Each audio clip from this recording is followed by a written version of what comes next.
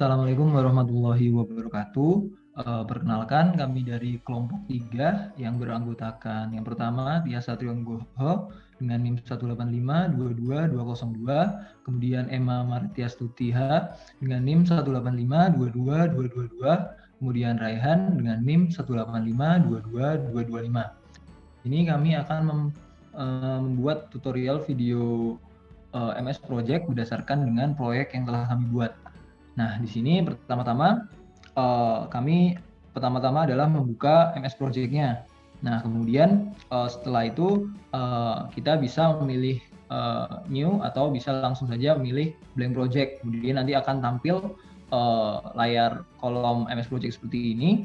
Nah, di mana di bagian kiri itu adalah taksheet, kemudian yang di bagian kanan itu adalah Gantt chart.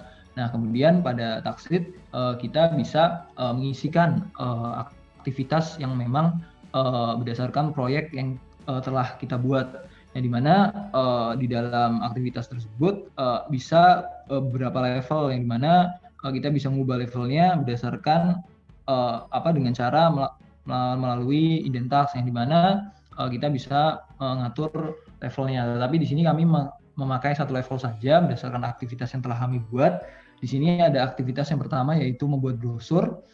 Pertama-tama kita bisa memasukkan aktivitas-aktivitasnya di kolom taksheet. Kemudian misal di dalam aktivitas yang pertama itu adalah membuat brosur. Kemudian kita bisa menulis pada kolom start. Di kolom start kapan kita akan memulai proyek ini, di mana proyek kita itu dimulai pada tanggal 30 November 2020. Kemudian di sini kita bisa mengisikan durasinya, yang dimana durasi kita itu adalah 7 hari, sehingga nanti pada kolom finish nanti akan otomatis terisi harinya berdasarkan awal start kita mulai proyek kita. Kemudian selanjutnya itu langkah-langkahnya sama saja, yang dimana pada kolom pada aktivitas sosialisasi, kemudian pada bentukan media sosial, membuat media sosial dan yang lain itu sama saja. Kemudian bisa pada kolom predecessor itu kita bisa isikan kegiatan-kegiatan yang mendahului, yang dimana misalnya di sini ada sosialisasi, yang dimana sosialisasi itu aktivitasnya itu berhubungan dengan aktivitas yang pertama. Kemudian pada menentukan media sosial itu juga aktivitasnya berhubungan dengan aktivitas pertama dan juga aktivitas yang kedua. Nah, di sini bisa diisikan predecessornya langsung secara manual. Begitu juga dengan langkah selanjutnya yang di aktivitas yang keempat, kemudian kelima, keenam dan seterusnya, yang dimana kita bisa mengisikan mana aktivitas yang saling berhubungan.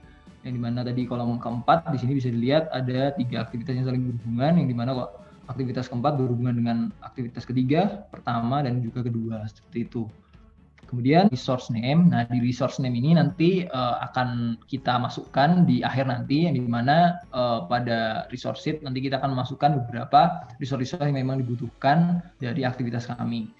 Bisa nanti dijelaskan di akhir. Kemudian kita bisa lanjut ke kolom yang selanjutnya, yang dimana kita bisa mengisikan yaitu adalah early start. Nah, caranya adalah seperti itu, diklik kanan, kemudian kita bisa search early start.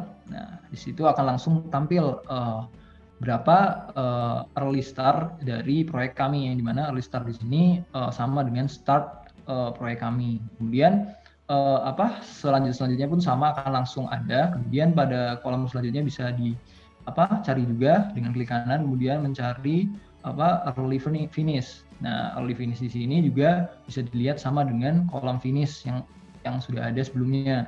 Dan pada aktivitas di bawahnya pun sama, mengikuti dengan aktivitas di atasnya. Kemudian kita bisa mengisi kolom selanjutnya, yaitu dengan let's start, yang dimana dengan cara klik kanan, kemudian kita search let's start. Nah, di sini bisa dilihat kalau let's start-nya itu adalah sama dengan early start juga, dan juga sama dengan start, yang kemudian nanti bisa dilihat pada free select-nya nanti. Kemudian pada kolom selanjutnya bisa diisikan let finish-nya dengan cara klik kanan, kemudian search let finish, seperti itu. Nanti juga akan langsung tampil let finish-nya, di mana bisa dilihat sama dengan early finish.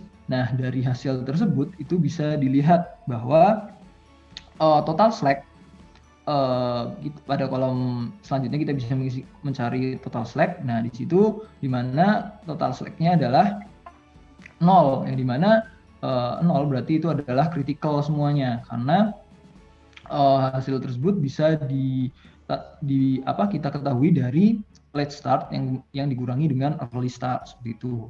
Jadi bisa karena late start dan early start itu sama, nah akhirnya total slack-nya itu menjadi 0, berarti adalah critical kritis seperti itu.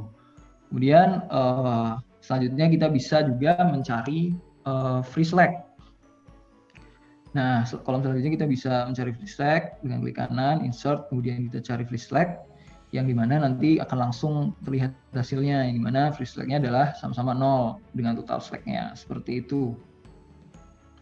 Kemudian bisa kita lanjut ke pemasukan resource yang sudah saya bilang sebelumnya. Langkah selanjutnya yaitu kita akan memasukkan list resource yang kita gunakan dalam proyek ini. Caranya yaitu klik pada Gantt chart, kemudian pilih resource sheet.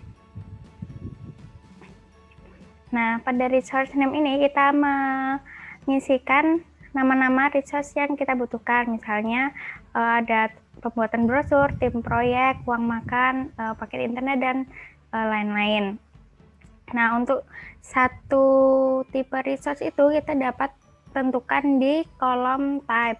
Nah, di kolom type itu terdapat 3 macam tipe, yaitu ada work, cost, dan material. Nah, itu bisa disesuaikan tergantung resource yang kita gunakan. Dan selanjutnya kita mengisikan jumlah material yang kita gunakan. Nah, untuk jumlah material ini kita gunakan untuk tipe yang bertanda material, seperti contohnya ada terpal plastik, itu kita membutuhkan 50 buah, lahan tanah 80 meter kuadrat, kemudian zeolit 2 liter, dan sebagainya. Kemudian di inisial ini kita bisa mengisikan sesuai yang kita inginkan, misalnya pembuatan brosur kita inisialkan dengan PB, tim proyek kita inisialkan dengan T, dan sebagainya. Jadi setelah kita mengisikan list resource pada resource sheet tadi, kita akan menyatukan resource tersebut di Gantt chart dengan cara, nah ini klik kanan pada salah satu activity list-nya, kemudian klik assign resource, kemudian kita pilih resource yang dibutuhkan untuk activity list tersebut. Misalnya dalam membuat brosur ini kita perlu pembuatan brosur, kemudian kita klik, kemudian assign, dan close.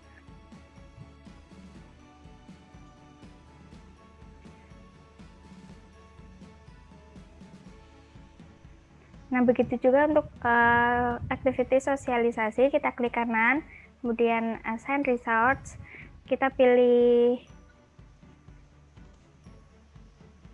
tim proyek, assign,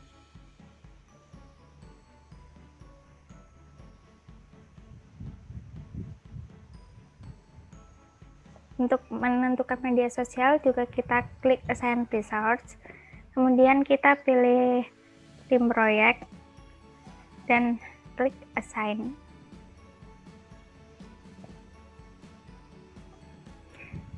Nah, selanjutnya yang telah kita lakukan tadi itu akan muncul kolom baru yang bernama resource name. Nah, di sini itu akan memperlihatkan resource apa saja yang dibutuhkan dalam suatu activity tadi. Nah, selanjutnya yaitu kita dapat melihat Gantt chart hasil dari pengisian pada activity dan resource list tadi.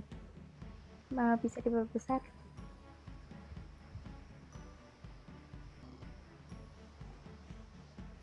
Nah, di Gantt chart ini tidak hanya mengetahui kapan aktivitas itu dilakukan, tapi juga dapat diketahui apa aja sih resource yang digunakan saat melakukan activity tersebut. Nah, contohnya ini ada aktivitas pembuatan brosur ini. Kita membutuhkan tim pembuat brosur. Kemudian untuk aktivitas selanjutnya kita memerlukan tim proyek. Kemudian aktivitas ketiga kita juga memerlukan tim proyek. Begitu seterusnya. Udah.